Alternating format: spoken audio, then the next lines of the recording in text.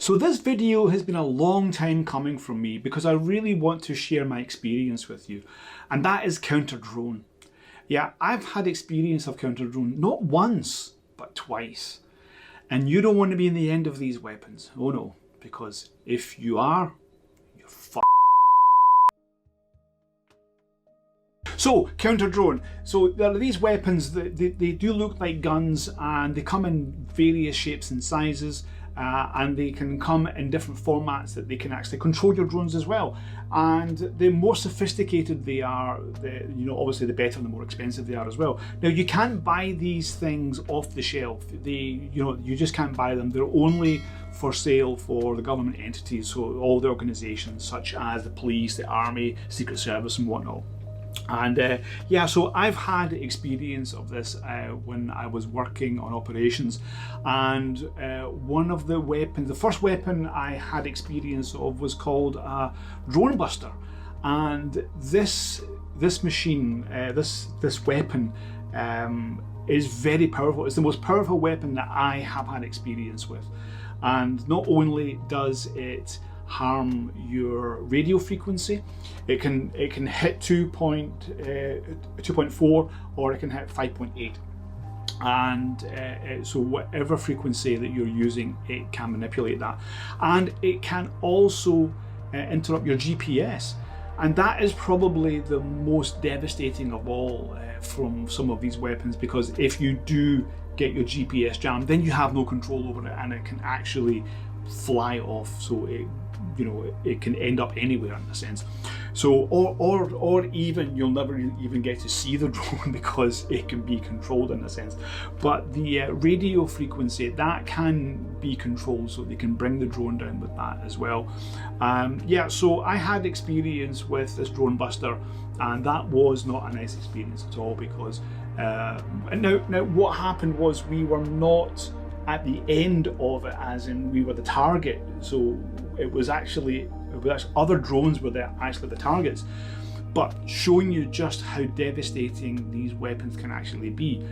If you're on drone operations and you're in a separate part of an area, you can still be affected by it. And that is probably the most important thing here to learn, because even though this is not being aimed at you, you will still be harmed from it, and it can still affect you, and that is probably the most devastating of all, really. And not only did it affect us with our operations, but it also affected like some TV cameras, and it affected Wi-Fi. So we lost quite a lot of information that was going on at that time, and that was quite bad. So it just shows you how difficult these weapons can actually be. Now, the second weapon that I had experience with, this, and I don't know the name of this, you can see a photo of me with it here, this was purely radio frequency, and when this is fired, it can be aimed at the drone, and it can actually control the drone. So we've actually seen the drone come down and land very gently as well, so it's actually it works very well. But again, the power of these things are actually quite devastating.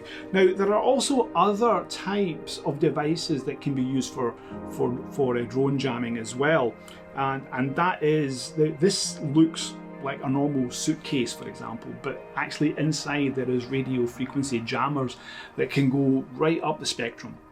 And this was being used at one of our operations, and we had to work with the radio frequency government people and just to make sure that they were not on the same frequency that we were using at the time.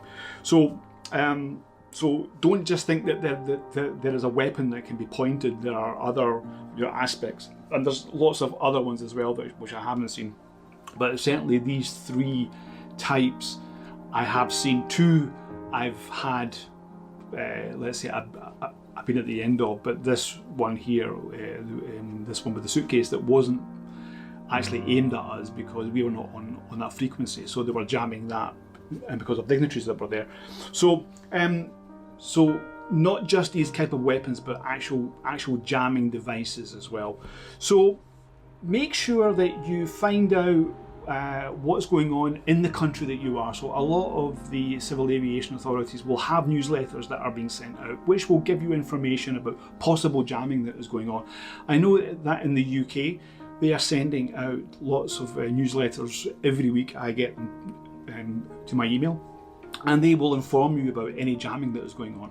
And so make sure that you find out, because if you're flying and you don't know, and you might be at the end of these things, just like we were. So we were not at the end of it on purpose, but we were in a sense just cannon fodder in a way. So so that's something that you don't want to be as well, you know.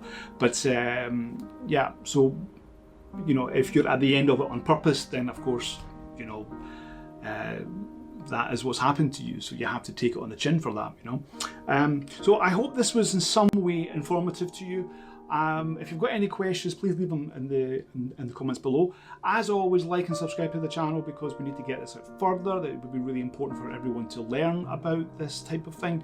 As I say, we have experience. The experience that we've got is quite vast, and we have been working with them, and I've been using them in such a way as well. I can't show you video of them at the moment, unfortunately, but you know, just, you know, for your own information, that it's not just what you see in Ukraine and things like that. It's also what's happening in urban environments as well. And the governments will be using these, and they will not be afraid to use them, because if there are people that they have to protect and they see a drone in the sky, they will take it out. And I hope that it's not going to be you. So anyway, thank you everyone. As always, fly safe.